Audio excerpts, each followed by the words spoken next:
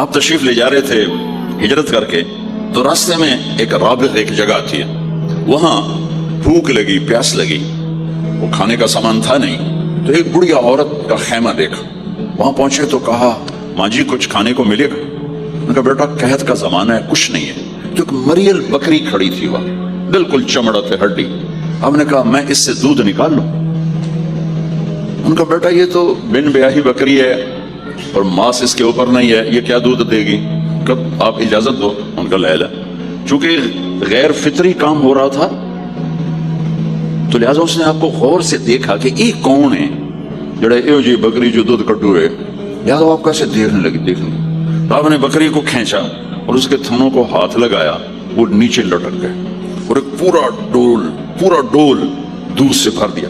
بکری سے یہ گلاس بھی نہیں بھرتا بکری کے دودھ سے، لیکن پورا ڈول بھر دیا، اپنے تینوں ساتھیوں کو پلایا اور خود پیا، پھر دوبارہ دودھ نکال کے پورا ڈول بھر کے اس اماں کو دیا، چلے گئے۔ بکری کی عمر 7 سال ہوتی ہے، 7 سال تک زندہ رہتی ہے، ذبح نہ کریں مر جاتی۔ یہ بکری 22 برس زندہ رہی اللہ کے نبی کے ہاتھ لگنے کی برکت سے، 22 برس اس بکری نے عمر پائی۔ جب شام کو اس کا خامد آیا، وہ کہنے لگا اے دودھ کتوں ہے؟ وہ کہنے لگی ایس بکری چو اسا کہ کملی ہو گئی، اتو دودھ کتوں آ گئے؟ اسا کہ اسے چو آیا؟ اسا کہ اپنی عقل کا علاج کرو، یہ کتوں آ گئے؟ کہا نہیں، یہ کوئی جادوئی شخصیت والا نوجوان آیا تھا، اس کے ہاتھوں میں کوئی طاقت تھی، اس نے تھنوں کو ہاتھ لگایا اور چشمہ بنا دیا۔ اچھا کیسا تھا ذرا بتاؤ؟ سفیلی، ذرا دسے نہ کیوں جائے۔ اب اس نے بتایا کہ میں نے کیا دیکھا، اور وہ کمال کیا اس بڑھیا نے کہ آج تک بڑے بڑے علماء ان الفاظ کا ترجمہ کرتے ہوئے تھک رہے ہیں۔ وہ کہنے لگی ابا معبد رأيت رجلا ظاهر الوضاء أبلج الوجه حسن الخلق لم تعبه ثجلة لم تزر به سعلة أزج أقرم وسيم قسيم في عينيه تعج في صوته صحل في لحيته كثافة في عنقه سطع إن تكلم علاه البهاء وإن سكت علاه الوقار وهو أندر الثلاثة۔ مجھے بھی ہمیشہ اس کے ترجمے میں تھکنا ہی پڑتا ہے، لیکن مجھے اس کی بڑی ایک تعبیر اللہ نے سجائی۔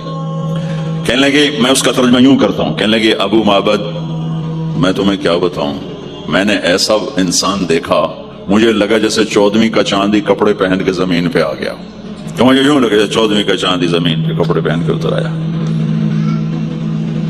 کیا حسن تھا، کیا جمال تھا، کیا خوبصورت بھویں تھیں، کیسا ماتھا چوڑا تھا، آنکھیں کیسی حسین تھیں۔ اتعج اشکل احور اہدب اکہل انجل ابرج۔ میرے نبی کی آنکھوں کے بارے میں 7 الفاظ آتے ہیں، 7 جو میں نے ابھی دہرائے، اور ان 7 کا ایک ترجمہ ہے کہ کائنات میں ایسی آنکھ اللہ نے کسی کو نہیں عطا فرمائی، ایسی خوبصورت آنکھیں اللہ نے عطا فرمائی آپ کو۔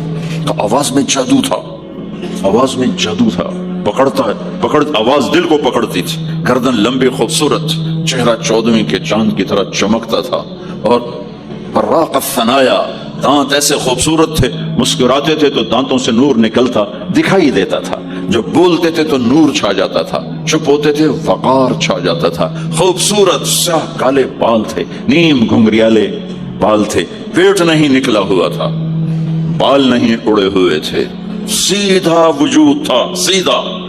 کتنے ہمارے معاشرے کے لوگ ہیں، آپ سجے پاسے بیٹھے ہوں پیٹ کبے پاسے گئے ہوں، پیٹ کبے پاسے ہوں آپ سجے پاسے ہوں۔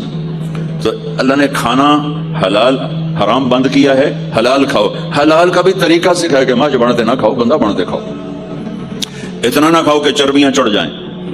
زیادہ کھانا انسانیت نہیں، کم کھانا انسانیت۔ بیچ میں بات آگے کہہ رہا ہوں، میرے نبی نے کہا سب سے بدترین برتن جسے انسان بھرتا ہے اس کا پیٹ ہے، سب سے بدترین برتن جسے انسان بھرتا ہے اس کا پیٹ ہے۔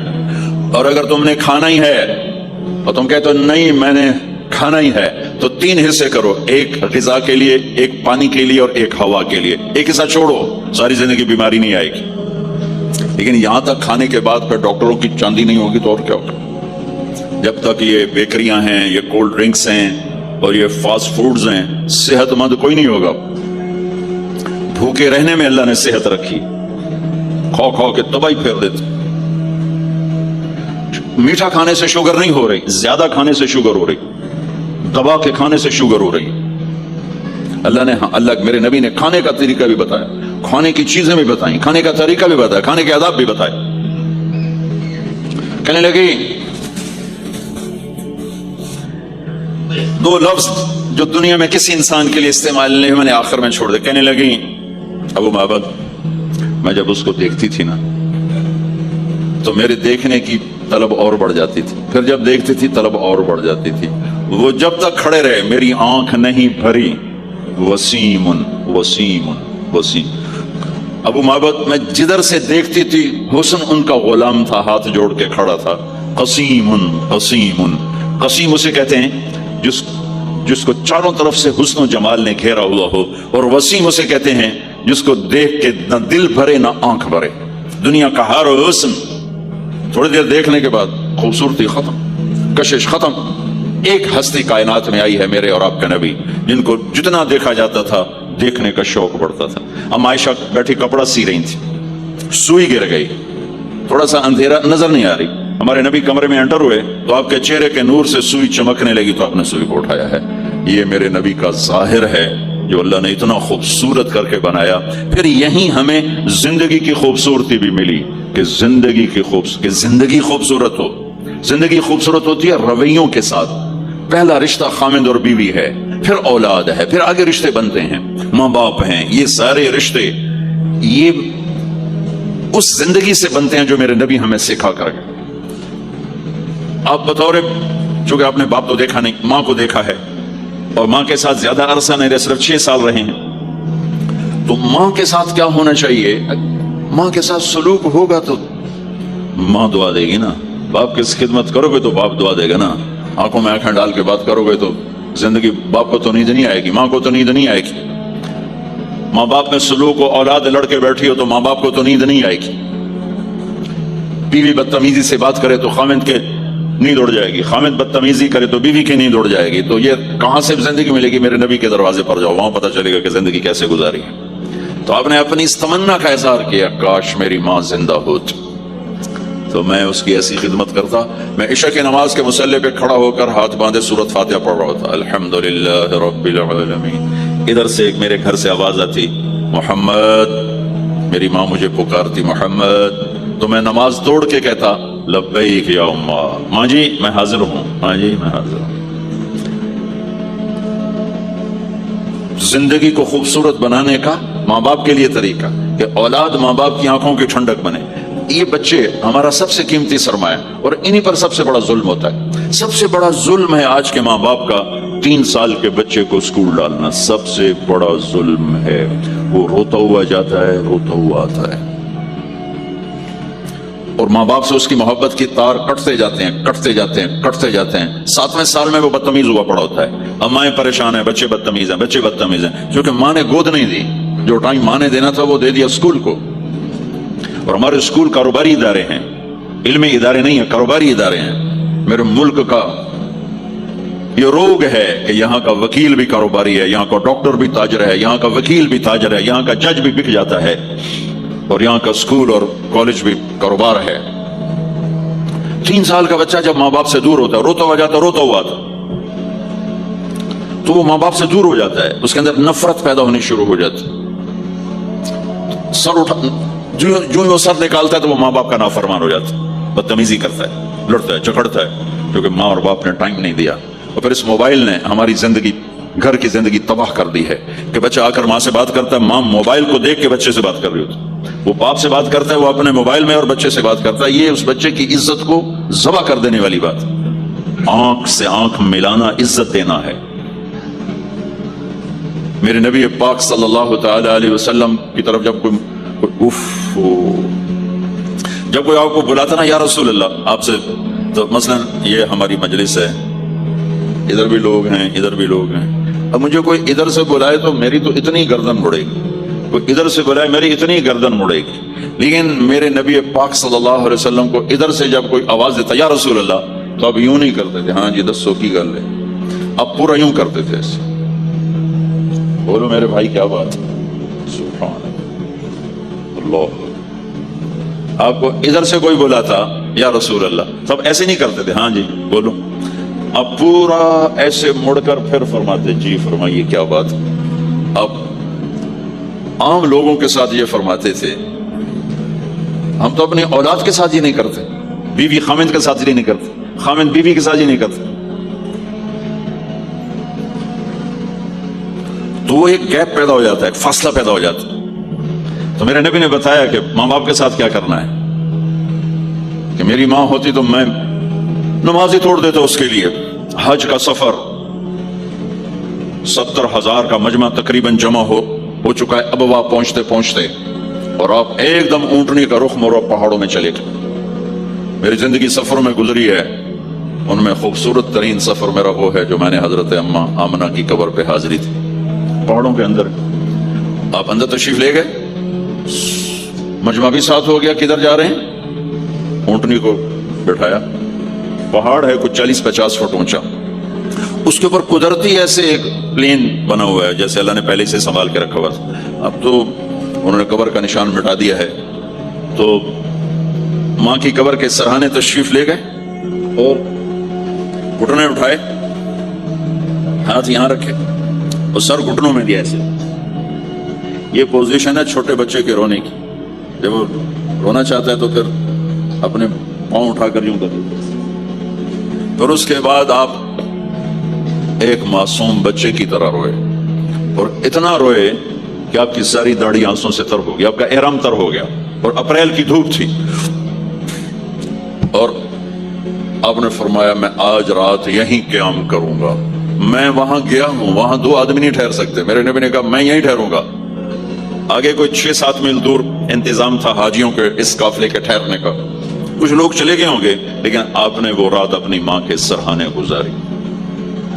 اور میں جب وہاں پہنچا تو مجھے چونکہ سیرت پڑھی تھی تو مجھے چشم تصور میں وہ نظر آ رہا تھا، حضرت آمنہ کی عمر صرف 25 برس تھی، اور ہارٹ اٹیک ہوا اچانک، بولا نہیں جا رہا، اور اللہ کے نبی ماں کو دیکھ کے گھبرا رہے ہیں کہ کیا ہوا، 6 سال کا بچہ پہلی موت دیکھ رہا ہے، وہ بھی ماں کی۔ تو مجھے ہارٹ اٹیک ہوا تو بولا نہیں جاتا، بلا رہے ہیں بولا نہیں جا رہا، آوازیں نہیں کر رہی، تو بلا رہے ہیں ام ایمن بھی ساتھ ہے، آوازیں نہیں کر رہی، لیکن بجھنے سے پہلے شمع کے جو بھڑکتی ہے 2 لفظ بولے، کل حی میت و کل جدید بال وقد ولدت طہرا۔ میرے بچے، ہر جوانی ڈھلتی ہے اور ہر زندگی موت کا نوالا بنتی ہے، مجھے لگتا ہے میرا وقت آ گیا ہے، لیکن میں ایک ایسے بچے کو چھوڑ کے جا رہی ہوں جو ساری دنیا کو پاک کر دے گا، پاکیزہ چھوڑ کے جا رہے ہیں۔ تو پتھروں میں ہی دبایا، کوئی کھودنے کا تو انتظام ہی نہیں تھا، تو جب پہاڑ سے نیچے اترے تو اللہ کے نبی نے ایک دم ہاتھ چھڑایا، دوڑ لگائی اور پھر پہاڑ پہ چڑھ گئے۔ تو ام ایمن آپ کی ماں ہے، دودھ پلا، 8 عورتوں نے میرے نبی کو دودھ پلا، ان میں ام ایمن بھی۔ وہ جب پیچھے گئیں تو ایسا منظر تھا جس کو دیکھ کر شاید زمین بھی رو رہی ہوگی اور آسمان بھی، اور اب ہوا کہ پہاڑ بھی۔ آپ ماں کی قبر پر ایسے لپٹ کر اپنے سینے کو پتھروں کے ساتھ اور یوں دونوں ہاتھوں سے پتھر لیے ہوئے تھے۔ جب آپ ام ایمن قریب آئیں تو آپ سنا تو آپ فرما رہے تھے، ماں جی آپ کے سوا تو میرا کوئی نہ تھا، آپ بھی مجھے چھوڑ کے چلی گئیں، میرے لیے اب کس کی گود ہے؟ تو ام ایمن رضی اللہ عنہ نے اٹھانا چاہ کے، بیٹا اٹھو، تو آپ نے انکار کر دیا۔ تو میں نے کھینچ کے نیچے لائیں اور زبردستی لائیں اور اونٹنی پر بٹھایا، اور آگے 2 راتوں کا سفر تھا، وہ سب میرے نبی کے خاموش آنسوؤں سے آپ کا گریبان تر ہوتا گیا، اور آگے نہ کوئی خالہ ہے، نہ کوئی اور آسرا ہے، نہ باپ ہے، باپ اور ماں ہی بڑا سہارا ہوتے۔ دادا نے کفالت میں لیا، 8 سال کی عمر میں ان کا بھی اللہ نے ان کو بھی اپنے پاس بلا لیا۔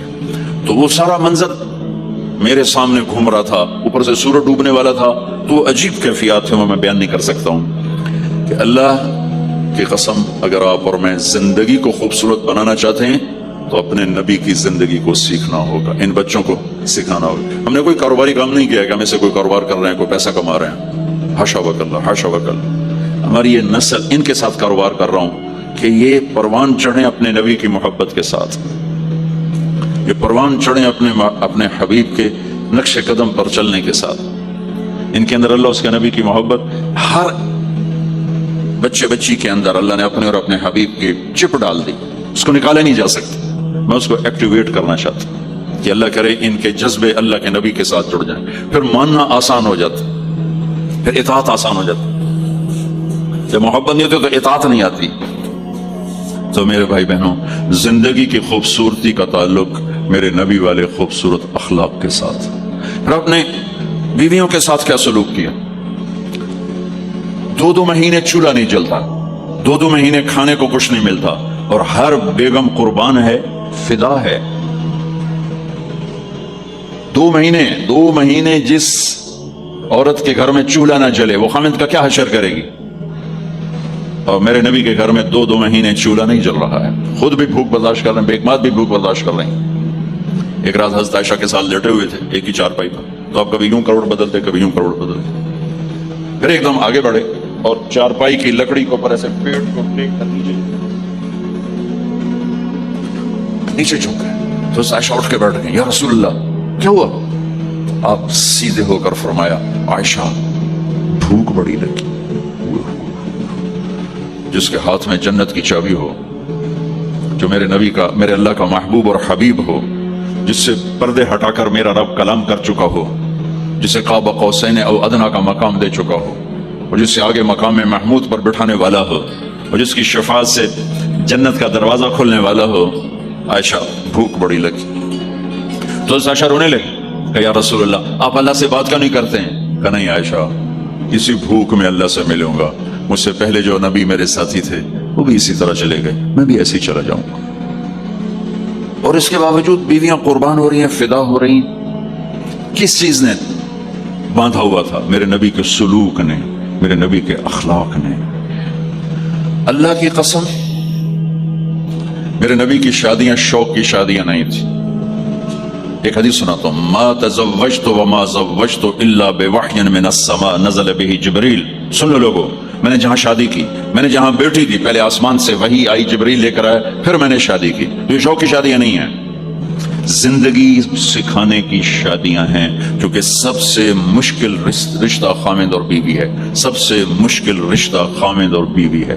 اس وقت طلاقیں کیوں بڑھ رہی ہیں؟ ایک تو یہ ہماری یہ جو فاسٹ فوڈ ہے، اس نے ہمارے اندر جو ایک نیچرل سسٹم تھا اسے ڈسٹرب کر دیا ہے، تو غصہ بڑھ گیا ہے، برداشت گھٹ گئی ہے، چھوٹی چھوٹی باتوں پہ گھر اجڑ رہے ہیں، گھر اجڑ رہے ہیں۔ پہلے یورپ میں سنتے تھے، اب یہاں پاکستان آج شادی ہوتی 4تھے دن طلاق ہو رہی ہوتی۔ میں وہاں بیان کے لیے نکل رہا تھا مانچسٹر، تو میرے ساتھ جو گاڑی چلا رہا تھا، میں نے پوچھا آپ کیا کرتے ہو؟ لاہور کا تھا، کہا جی میں وکیل ہوں۔ میں نے کہا یہاں کوئی جھوٹے کیس ہوتے ہیں جیسے پاکستان میں؟ کہا جی نہیں، یہاں جھوٹا کیس کوئی نہیں ہوتا، جو بھی ہوتا ہے جنون ہوتا ہے۔ میں نے کہا یہاں مسلمانوں کے لڑائی جھگڑے آتے ہیں؟ کہا جی ہاں جی آتے ہیں۔ میں نے کہا سب سے زیادہ کیا جھگڑے آتے ہیں؟ کہا جی سب سے زیادہ طلاق کے آتے ہیں، طلاق طلاق طلاق طلاق۔ کہ نہیں سیکھا، زندگی برداشت کا نام ہے، برداشت کرنا سیکھا نہیں۔ میرے نبی نے 11 شادیاں کی، ہر قسم کی عورت کے ساتھ شادی کی، خاندان کے اندر، برادری کے اندر، اور خاندان برادری سے باہر۔ یہی 3 نسبتیں ہیں۔ اپنے خاندان میں قریش، تو آپ کی کئی بیگمات قریش، حضرت عائشہ، حضرت حفصہ، حضرت زینب، حضرت ام حبیبہ، یہ سب قریش ہیں۔ قریش سے باہر حضرت میمونہ، حضرت جویریہ، یہ قریش سے باہر ہے برادری۔ پھر برادری سے بھی باہر شادی کی، یہود، حضرت صفیہ یہودی کی بیٹی ہیں، ان کے ساتھ شادی کی۔ ہر نسل سے شادی کی، اوپر والے کا نظام ہے۔ اپنے سے مالدار حضرت خدیجہ، اپنے برابر ام سلمہ، ام حبیبہ، اپنے سے کم فقر میں جویریہ، صفیہ، اپنے سے غربت کے ساتھ نہیں۔ عمر سے بڑی کے ساتھ شادی کی حضرت خدیجہ، ہم عمر کے ساتھ شادی کی حضرت سودا، عمر سے کم سے شادی کی حضرت عائشہ، بیوہ سے شادی کی حضرت خدیجہ، مطلقہ سے شادی کی حضرت زینب، کماری سے شادی کی حضرت عائشہ۔ جتنی بھی نسبتیں کسی عورت کی بن سکتی ہیں، ان سب میں اللہ نے آپ کو استعمال کر کے زندگی گزارنے کا طریقہ سکھایا۔ تیز مزاج کے ساتھ شادی کی حضرت حفصہ رضی اللہ تعالیٰ عنہ، مزاج میں تیزی تھی۔ حضرت عمر رضی اللہ تعالیٰ عنہ کی بیٹی، مزاج میں شدت تھی، زندگی گزار کے دکھایا۔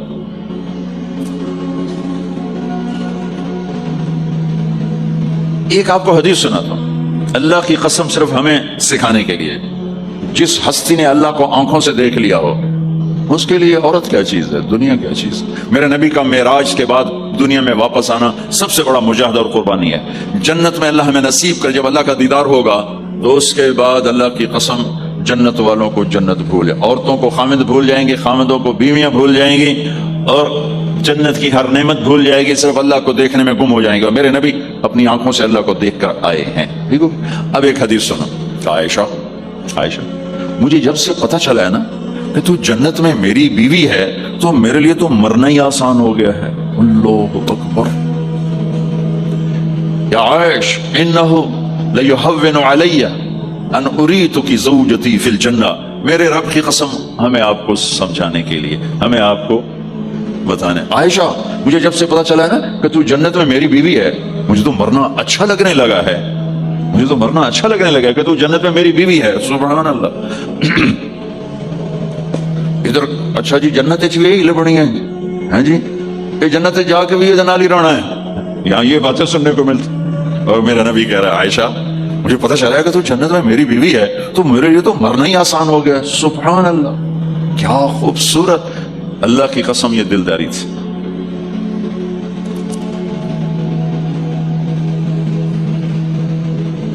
سب سے مشکل رشتہ خامد اور بیوی ہے. سینکڑوں آیات اس کے لیے اللہ نے اتاری. ماں باپ کے لیے چند آیات, اولاد کے لیے چند آیات, بہن بھائیوں کے لیے چند آیات, خامد اور بیوی کے لیے قرآن پڑا ہے, پوری سورت اتاری ہے, اور سینکڑوں آیات اتاری. چونکہ ایک اس رشتے کی اہمیت, ایک اس کی نزاکت اور کمزوری کہ کوئی رشتہ ٹوٹتا نہیں سوائے خامد اور بیوی کے. میں ماں کا بیٹا ہوں, باپ کا بیٹا ہوں, اچھا ہوں یا برا ہوں انہی کا ہوں. میرا نسب میری نافرمانی سے بدل نہیں سکتا. میں اللہ بخش کا بیٹا ہوں, میرا یہ نسب بدل نہیں سکتا, اچھا ہوں یا برا ہوں. اللہ ان کی قبر روشن کرے. خامد اور بیوی کا رشتہ ایک بول پہ ٹوٹ جاتا ہے, ایک بول پہ ٹوٹ جاتا ہے. اس لیے اس کو بچانے کے لیے آیات. اور میرے نبی کی شادیاں کہ کس طرح ایک گھر کو لے کے چلتے ہیں, کس طرح ہر مزاج کی عورت کے ساتھ سلوک کرتے ہیں. جہاد کا سفر کاروباری سفر نہیں میرے نبی کا.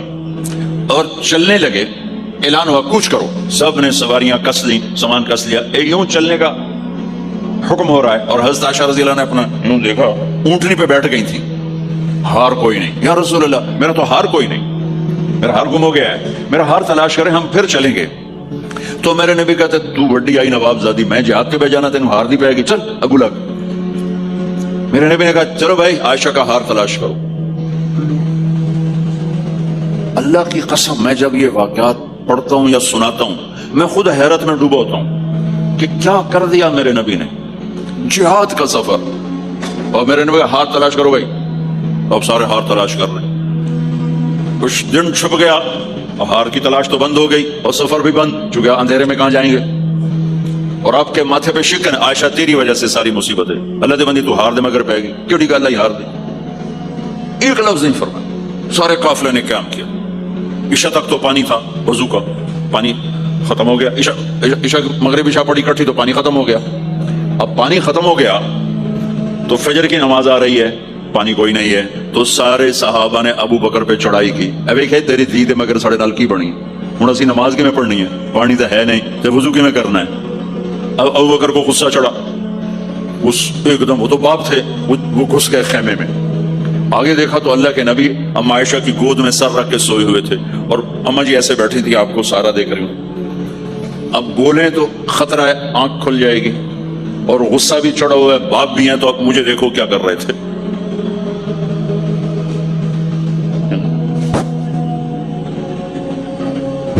جو یہاں پہلے یوں کرتے پھر ایسے ماری زور سے. وہ کہنے کہ میں ایسے سخت ہو گئی تاکہ میں ایسے نہ ہوں کہ اگر میں تھوڑا حرکت کی تو اللہ کے نبی کی آنکھ کھل جائے گی, تو ماری گا ٹھا ٹھا ٹھا, وہ منہ سے کہہ رہا, اور وہ ایسے کر کے بیٹھی چمک, غصے میں باہر چلے. اب آپ کی آنکھ کھلی فجر پر, تو عائشہ نے کہا یا رسول اللہ وہ تو باہر تو بڑا مسئلہ ہو گیا, پانی کوئی نہیں ہے اور نماز کا وقت ہو گیا, وضو کیسے کریں. سبحان اللہ. اللہ نے قانون بدل دیا. دنیا میں پہلی دفعہ ہونے لگا ہے, 1,24,000 نبی آئے, پانی نہ علی وضو ہو سکتا ہے, اس کے علاوہ نہیں ہو سکتا. اللہ نے قرآن اتارا فَإِن لَّمْ تَجِدُوا مَاءً فَتَيَمَّمُوا صَعِيدًا طَيِّبًا فَامْسَحُوا بِوُجُوهِكُمْ وَأَيْدِيكُمْ مِنْهُ۔ اچھا میرے بندو پانی مک گیا ہے، چلو مٹی چاہتے منہ تے مارو تے دوئی چاہتے ہتھاں تے مارو تے تمہارا وضو ہو گیا، چلو تیمم کرو اور نماز پڑھو۔ اب وہ جو سارے ابو بکر پہ غصے ہو رہے تھے عائشہ کہنے لگا واہ ابو بکر بھائی تیرے تو فعل کی کم بن گیا، تیری دھی دے تو فعل کی کم بن گیا۔ تو اسید بن حزیر پہلے ذرا زیادہ گرم ہوئے تھے، تو وہ ابو بکر تیرے گھر کی یہ پہلی برکت نہیں ہے، پہلے بھی بہت شمار برکتیں تیرے گھر کی طفیل امت کو ملی ہیں۔ تو اللہ نے تیمم کی آیت اتار دی، حضرت عائشہ کو ڈانٹ پلانے کی آیت نہیں آئی کہ میرے نبی تیری بیگم کے حال کی وجہ سے میرے دین کا کام رک گیا اور میرے بندوں کی نماز خراب ہو گئی اور ان کو پانی سے محروم ہونا پڑا۔ میں قربان جاؤں اپنے رب پر، اپنے حبیب پر، اس ماں عائشہ پر، دنیا کی واحد عورت ہے جس کے سینے پر سر رکھ کر کسی نبی نے جان دی ہو۔ 1,24,000 نبیوں میں سے کوئی نہیں ہے جس کا سر بیگم کے سینے اور ٹھوڑی کے درمیان ہو اور اس کی جان اللہ نے نکالی ہو۔ واحد میرے آپ کے مات فی سحری و نحری، سحری و نحری، سحری و کہ میرے چونکہ آپ ایسے بیٹھے تھی اور حبیب پاک آپ کے سینے پر یوں دراز سے نیم دراز اور آپ کا سر مبارک ٹھوڑی کے ساتھ لگ رہا تھا، ٹھوڑی کے ساتھ یہ جگہ یہاں لگ رہی تھی اور باقی یہاں تھی۔ اور واحد خاتون ہے جن کا حجرہ کسی نبی کی آرام گاہ بنا، ابدی آرام گاہ بنا۔ واحد اما عائشہ ہیں جن کے حجرے کو اللہ نے کسی نبی کے آرام گاہ بنایا، اور یہ واحد حجرہ ہے جہاں 70,000 فرشتہ صبح آ کے درود السلام پڑھتا ہے اور شام تک پڑھتا ہے، اور شام کو 70,000 نیا آتا ہے اور صبح تک درود السلام پڑھتا ہے اور واپس چلا جاتا ہے۔ کائنات اللہ جب مسلمان دنیا سے مٹ جائیں گے، مسجد نبوی مٹ جائے گی، بیت اللہ مٹ جائے گا، مدینے کی ایک اینٹ باقی نہیں بچے گی، مکہ کتنے بڑی بڑی بلڈنگ ہیں، ایک اینٹ باقی نہیں بچے گی، اور وہاں سے گزرتے ہوئے لوگ کہیں گے لگتا ہے کدی آبادی ہوئے گی، ایتھے لگتا ہے کدی آبادی ہوئے گی۔ یہ زبانوں پہ ہوگا جب سارے نشان مٹ جائیں گے، اس وقت بھی 70,000 فرشتہ آ کے درود و سلام صبح سے شام تک پڑھے گا اور شام سے صبح تک پڑھے گا۔ یہ واحد میں خاتون ہیں عائشہ بنت ابی بکر جن کو اللہ نے یہ عزت بخشی، اور یہ واحد خاتون ہیں جب ان کے اوپر تہمت لگی، حضرت یوسف علیہ السلام پہ تہمت لگی تو بچے نے گواہی دی، حضرت مریم پہ تہمت لگی بیٹے نے گواہی دی، اور اما عائشہ پہ تہمت لگی تو اللہ نے گواہی دی، میں گواہ ہوں، اللہ گواہ بن کے آئے۔ تو اللہ نے کہا تیمم کرو بھائی، سارے خوش ہو گئے، سارے خوش ہو گئے۔ تو حضرت عائشہ نے کہا یا رسول اللہ اب میرا ہار چھوڑ دیں، اب چلیں۔ تب آپ نے کہا چلو بھائی کوچ کرو۔ اس سے زیادہ کوئی دلداری کا واقعہ پیش کر سکتا ہے؟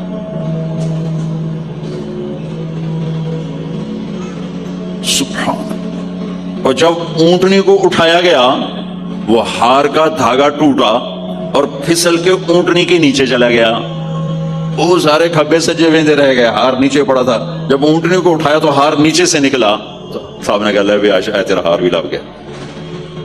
یہ دلداری ہے میرے نبی کی، یہ ہمیں سکھایا۔ کہیں عورتوں کی بدتمیزی بھی انتہا کو پہنچی ہوتی ہے اور اپنے گھر اجاڑ دیتی ہیں اپنی زبان کی شدت کی وجہ سے، اپنی بد اخلاقی کی وجہ سے، لیکن کوئی زیادہ معاملہ مردوں کی طرف سے خراب ہوتا ہے تو شریعت نے بھی اس کو زیادہ بیان کیا اور میرے نبی نے بھی اس کو اجاگر کیا۔ اور میرے نبی کی آخری تقریر، آخری خطبہ حجۃ الوداع کا صرف ایک رشتے کو بیان کیا، صرف ایک رشتے کو بیان۔ ہم کتنے رشتوں میں جکڑے ہوئے ہیں، ماں باپ بہن بھائی چاچا تایا خالہ خالو دادا دادی نانا نانی ساس بہو، کتنے ہم رشتوں میں جکڑے ہوئے ہیں۔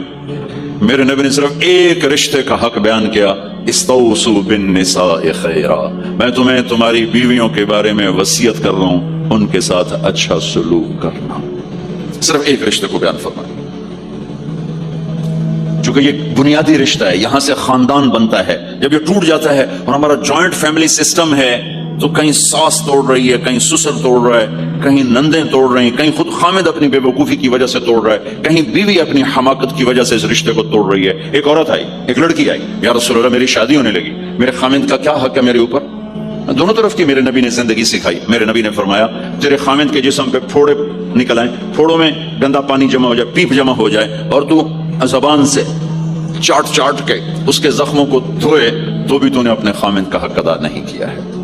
دوسرا، لائف کو بیلنس کیا میرے نبی، کہ ایک گھر کیسے چلتا ہے، وہ کس طرح خوبصورت بنتا ہے، وہ میرے نبی کے اخلاق ہے۔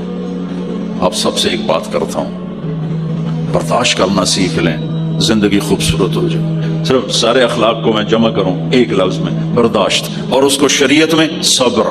صبر کرنا سیکھ لیں، زندگی خوبصورت ہو جائے گی۔ بچیاں ساس کی شکایت کر رہی ہوتی ہیں، کبھی خامند کی شکایت کر رہی ہوتی ہیں، کبھی اولاد ماں باپ کی شکایت کر رہی ہوتی ہے، کبھی اولاد ماں باپ کی شکایت کر رہے ہوتے ہیں۔ شکایتوں سے جہان بھرا پڑا ہے۔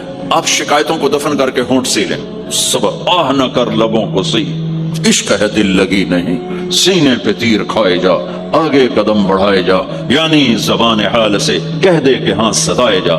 جو ستاتا ہے چپ ہو جاؤ، جو ستاتا ہے چپ ہو جاؤ۔ اللہ کی قسم آپ ایسی طاقت بنو گے کہ پہاڑ بھی راستہ دیں گے۔ صبر انسان کی سب سے بڑی طاقت، صبر انسان کی سب سے بڑی طاقت ہے، صبر انسان کی سب سے بڑی طاقت، الٹا کے رکھ دیتی ہے چیزوں کو۔ چپ رہنا سیکھ، خاموش رہنا سیکھ، درگزر کرنا سیکھ، تو آپ دیکھیں گے آپ کی زندگی میں کتنا حسن آتا ہے، کتنی زندگی میں مٹھاس پیدا ہوتی ہے۔ غصہ نکال دینا وقتی ایک راحت ہوتی ہے، اور پھر شرمندگی اور ندامت کے سوا کچھ نہیں ہوتا۔ اور پی جانا، سہ جانا، یہ آپ کو ایک عظیم و شان ہستی بنا دے گا۔ آپ کی دعائیں عرش سے جا ٹکرائیں گے۔ چپ رہنا ان بچوں کو سکھائیں، خاص طور پر اپنی بیٹیوں کو چپ رہنا سکھائیں کہ میں دکھ سے کہتا ہوں میرے دیس کا سسرالی معاشرہ ظالم ہے، ظالم ہے، ظالم ہے۔ اس میں نہ کوئی نمازی کی قید ہے، نہ بے نمازی کی، نہ دیندار کی، نہ بے دین کی، نہ کسی پردے والے گھر کی، نہ بے پردہ گھر کی۔ سسرالی معاشرہ بہت ظالم ہے، بہت ظالم۔ جوائنٹ فیملی سسٹم عذاب بن چکا ہے، عذاب۔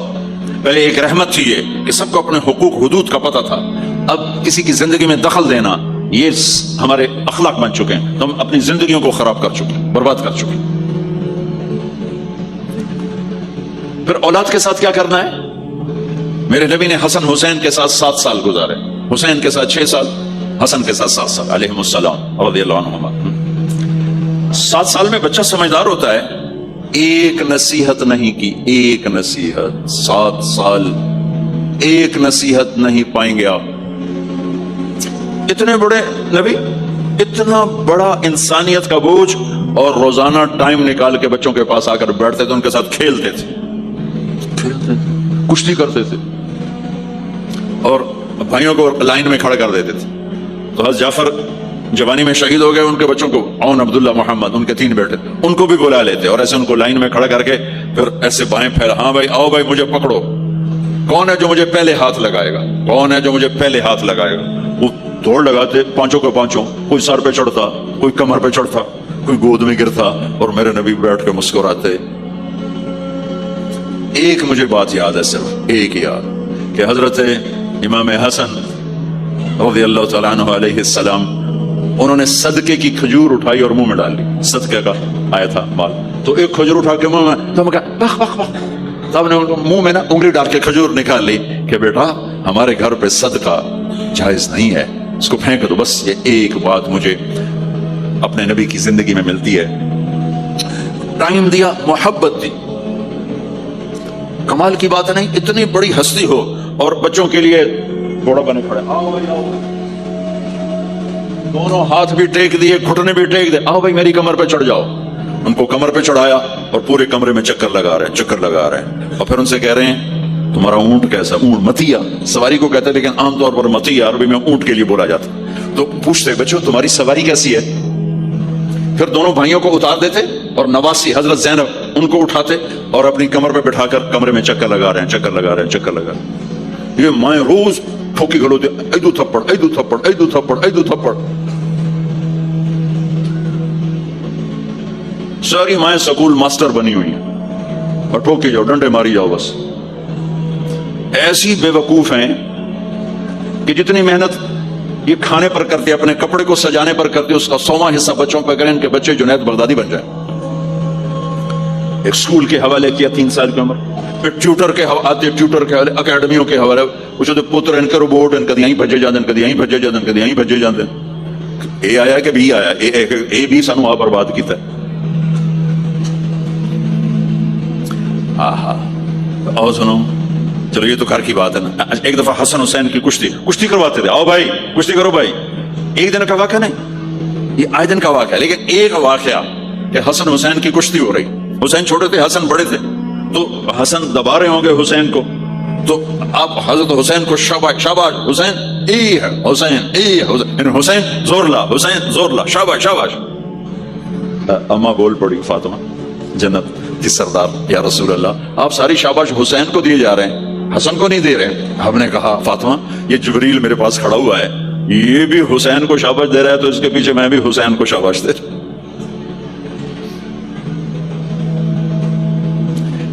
इससे और अजीब सुनो, आप फर्ज नमाज पढ़ा रहे हैं, फर्ज नमाज नफल नहीं, घर में नहीं, मस्जिद में, और आप सजदे में गए और हसन ने छलांग लगाई और कमर पे जाके बैठ गए और एंजे मंदा कुर्सी तो ठोक के बैठ जाना। मेरे नबी ने सजदा लंबा कर दिया, इतना लंबा किया कि उन सजदे में पड़े लोग सोचने लगे कि कहीं अल्लाह के नबी फौत तो नहीं हो गए। तो जो सामने वाली सफ थी उन्होंने यूं करके देखा, पिछड़ों को तो नजर नहीं आना, उन्हें इंज करके देखा तो देखा तो हसन सजदे ऊपर चढ़े हुए। तो एक साहबी जो करीब थे उन्होंने ऐसे हाथ आगे बढ़ाया उतारने के लिए, तो मेरे नबी ने बगलों से देखा कि एक हाथ आगे आ रहा है, तो आपने सजदे में यूं किया, मेरे बच्चों को कुछ ना कहो, जब तक हसन नहीं उतरे आप सजदे में पड़े रहे। और एक और तमाशा होता था, चूंकि अब नमाज लंबी पढ़ाते थे, लंबी होती थी नमाज, तो आप जरा पाँव का फासला है, तो हसन उधर बैठते, हुसैन इधर बैठते। नमाज में मेरे रब की कसम सुना रहा हूं, अब ये दोनों की आपस में ना वो शुरू हो जाती, वो इधर वो इधर, पहले हसन पार करते तो हुसैन इधर आ जाते, फिर हुसैन इधर जाते तो हसन यूं आ जाते। पूरे क़याम में ये दोनों भाई यूं यूं करते रहते थे, यूं, वो इधर वो उधर, वो इधर वो उधर, सुभान अल्लाह, नमाज हो रही। इससे अजीब सुनो, आपने अपनी बेटी हजरत ज़ैनब, आपकी बड़ी बेटी ज़ैनब, उनकी बेटी उमामा को जोहर या असर की नमाज पढ़ा रहे हैं, कहां बिठाया हुआ है मैं पहले बयान करता हूं, यहां बिठाया हुआ है अला यदिही, लेकिन मैंने अब चंद दिन पहले हदीस पढ़ी, यहां नहीं बिठाया, यहां नहीं बिठाया, यहां बिठाया हुआ था, यहां कंधे पर बिठाया हुआ था, यहां अला आतिक़िही, इसको आतिक़ कहते हैं। नमाज पढ़ा रहे थे, जब आप रुकू में जाने लगे तो यहां से पकड़ा और आराम से उसको साथ बिठाया, फिर रुकू किया, कौमा किया, सजदा किया, सजदे से जब उठे तो फिर उमामा को उठाकर कंधे पे बिठा के फिर नमाज शुरू कर दी। 4 रकाता मेरे नबी इंज पढ़ाइया कि नवासी यहां बैठी हुई है सिर्फ जिंदगी सिखाने के लिए, सिर्फ जिंदगी सिखाने के लिए। बच्चों को प्यार इतना दो कि वो आप पे कुर्बान हो, डंडा, सोटा, थप्पड़, बदतमीजी, डांट डपट, ये दूरियां पैदा कर देते। बहुत छोटी उम्र में मैंने सिगरेट पीने शुरू कर दिया, कुछ 7-8 साल की उम्र में मैंने सिगरेट पीने शुरू कर दिया। गांव में थे तो कोई माहौल तो था नहीं, तो घरों को पता चल गया, तो अब मुझे सिगरेट से रोकने के लिए समझाया जा रहा है। नहीं? कैसे समझाया जा रहा है? मेरी मां ने मेरा मुंह खोला नहीं करके, तो मेरे मासी ने चिमटा नपे दे विच अंगारा है, तो ऐं करो, ठोका तेरे मुंह में, ठोका तेरे मुंह में, ये मुझे सिगरेट से रोका जा रहा है जी। मुझे मंजर नहीं भूलता, मेरी मां ने दोनों हाथों से मेरे जबड़े यूं खींचे और मेरी मासी ने अंगारा चिमटे में डालकर, पामा तेरे मुंह में, पामा तेरे मुंह में, पीने का सिगरेट, ओ मैं नहीं पींदा, ओ मैं नहीं पींदा। ठीक, बाहर निकल कर मैंने पहला काम सिगरेट सुलगाया, और मेरे छोटे भाई ने देख लिया मेरी मुसीबत अरबियां, वो मुझसे भी 2 साल छोटा, 5 साल था, मैं 7 साल 5 साल, मैं कहता मेरी शिकायत लावेगा, मैं कहा तुल्ली मैं तू ले दिया, मैंने सिगरेट उसके मुंह में लगाया, तू भी पी मैं भी पीना, ताकि मेरी शिकायत न लगाए। तो आज के माँ बाप बड़े जाहिल हैं, हम बड़े एजुकेटेड हैं, मैं कहता हूं इंतहाई जाहिल हैं, जिन्हें बच्चे को लेके चलना नहीं आता, जिन्हें रिश्तों की कदर नहीं, उन्होंने खाक पढ़ा है, कागज की डिग्रियों को इल्म बना के फिरते हैं, जिसे मेरे नबी की जिंदगी का पता नहीं। अल्लाह की कसम जानवर से बदतर है, जाहिल तरीन है, जिसे अपने आका की जिंदगी की खबर नहीं। हसन आपके पेट पर बैठे हुए, आप उनके साथ खेल रहे हैं, अचानक हसन ने पेशाब शुरू कर, मुझे याद नहीं, मेरे बच्चे बच्चियां माशाल्लाह, मैंने उनको उठाया हुआ था और मुझे पेशाब महसूस हुआ तो मैंने उसे बैठे रहने दिया हो, मुझे याद, मैं उसी वक्त पीछे या मंजी ते सटे या हेठा सटे पेशाब उत्ते करता उल्लू जाए। ठीक, میرے نبی پاک صلی اللہ علیہ وسلم کے نواسے حسن آپ کے پیٹ پر بیٹھے تھے، پیٹ ننگا تھا، تو آپ ان کے ساتھ کھیل رہے تھے، تو انہیں پیشاب شروع کر دیا. میرے نبی ایسے بے حس و حرکت ہو کہ کہیں بچے میری حرکت سے بچے کا پیشاب نہ رک جائے، تو ایسے ہو تو پورا پیشاب کیا اور آپ ہلے نہیں. جب وہ پیشاب سے فارغ ہوئے پھر آپ اٹھے اور بچے کو الگ بٹھا کر اپنے جسم پہ پانی ڈال کے اپنے آپ کو صاف کر کے تو آگے دوبارہ ان کے ساتھ کھیلنا شروع کر دیا. میں آپ کو اپنے نبی کی وہ زندگی بتا رہا ہوں جس کو اپنانے سے میری زندگی بھی خوبصورت ہو جائے گی، آپ کی بھی. ہم فخر سے کہتے ہیں ہمارے نبی نے چاند کے 2 ٹکڑے کر دیے، معراج پہ آسمان چیر کے چلے گئے. یہ بہت بڑے معجزات ہیں، لیکن میرے نبی کا سب سے بڑا معجزہ ہے کہ ہمیں ایک خوبصورت زندگی سکھا کر کے آپ کے اخلاق، میرے نبی کے اخلاق میرے نبی کا سب سے بڑا معجزہ ہے. حسن کو آگے بٹھایا ہوئے رضی اللہ عنہ علیہم السلام، تو ان کو ایسے زبان دکھاتے حسن کو، تو حسن اس کو پکڑنے کی کوشش کر، جب ایسے ہاتھ مارتے تو آپ زبان منہ میں کر، اچھا وہ ہنس پڑتے، بچے ہنس پڑتے، تو پھر اس کے بعد آپ یوں کرتے، تو پھر حسن آگے ہاتھ مارتے، پھر آپ زبان منہ میں کر لیتے، پھر وہ کرتے ہنستے، پھر آپ چپ ہو جاتے. کتنی دیر آپ حسن کے ساتھ یہ کھیل کھیلتے رہے. آپ گلی میں گزر رہے ہیں، بچے کھیل رہے تھے، بچوں میں حسین کھیل رہے تھے، تو آپ نے کہا پکڑو بھائی حسین کو، پکڑو بھائی. تو وہ آگے بھاگے، تو آپ پیچھے جان بوجھ کے جیسے ہم کرتے ہیں وجعل السبی یلعب ہا ہونا وہا ہونا، جب وہ ادھر جاتے تو آپ آگے ہو جاتے، وہ ادھر آتے آپ ادھر ہو جاتے. پوری گلی یہ تماشا دیکھ رہی ہے اور حسین کبھی آگے بھاگ رہے کبھی پیچھے بھاگ رہے، اور آپ جان بوجھ کے اس کو پکڑ نہیں رہے. ہاں پکڑو بھائی پکڑو بھائی پکڑو بھائی، اور وہ بڑے ہنس رہے ہیں کہ آج میرا نانا تو میں نے نپ ہی نہیں سکتا. تو یہ تھوڑی دیر جب یہ کھیل چلتا رہا، پھر آپ نے ان کو کہا یہ پکڑ لیا اور اٹھایا اور ہونٹ چومے اور ماتھا چوما، کہا حسین مجھ سے ہے میں حسین سے، حسین مجھ سے ہے میں حسین سے. میرے بھائی بہنوں عزیزو، اسلام ہی تو خوبصورت زندگی سکھاتا ہے، وہی ہم نے بھلا دیا. کپڑے کیسے ہوں، ٹائی کیسی ہو، کوٹ کیسا ہو، گاڑی کیسی ہو، کھانا کیسا ہو، لباس کیسا ہو، سواری کیسی ہو، گھر کیسا ہو، ڈرائنگ روم کیسا ہو، میچنگ کیسے ہو، بھلا اس کو زندگی تھوڑا ہی کہتے. تو آپ سب سے کہتا ہوں کہ اپنے نبی کی زندگی اور سیرت کو پڑھیں، اس کو سیکھیں. یہ تبلیغ کا کام ایک عملی محنت ہے، سیکھنے. ان بچوں پر محنت کر رہے ہیں کہ اللہ کرے یہ پروان چڑھے تو ان کے اندر اللہ اس کے رسول کا پیار ہو، تو پھر یہ خود ہی چلنا شروع کریں گے. یہ میں نے سیرت کی چند جھلکیاں، آ چونکہ آپ پوری فیملیز بیٹھی ہوئی ہیں، اور فیملیز کے رشتوں میں ماں کا رشتہ، باپ کا رشتہ، بیوی کا رشتہ، خاوند کا رشتہ، اولاد کا رشتہ، یہ چند بڑے رشتے ہیں. اسی کو میں نے آپ کے سامنے پیش کر دیا ہے کہ اس کو سیکھنا پڑتا ہے، اس کے لیے اپنے ذات سے لڑنا پڑتا ہے، تب جا کر زندگی میں حسن اور کمال پیدا ہوتا ہے. میری بات یاد رکھیے گا، کبھی زندگی کو خوبصورتی چیزوں سے نہیں ملتی، زندگی کی خوبصورتی میرے نبی والے پیارے اخلاق کے ساتھ. جس کو یہ مل گئے اس کے گھر میں 14ویں کا چاند ہر وقت چمکے گا اور نصف النہار کا سورج ہر وقت چمکے گا. جس کے اخلاق بگڑ گئے ان کی دن بھی رات بن جائیں گے اور رات بھی رات بن جائے گی. اللہ اس نسل کو آپ کی آنکھوں اور ہماری آنکھوں کی ٹھنڈک بنائے اور ایسے ہماری اس محنت کو قبول فرمائے.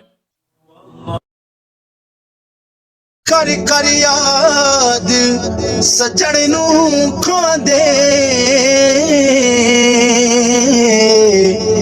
بھن بھن جگر نوالے،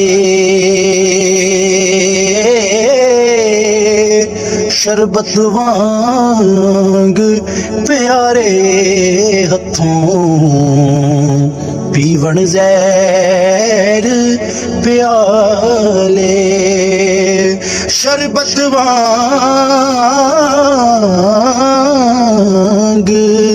پیارے ہتھوں، پیون زہر پیالے. لے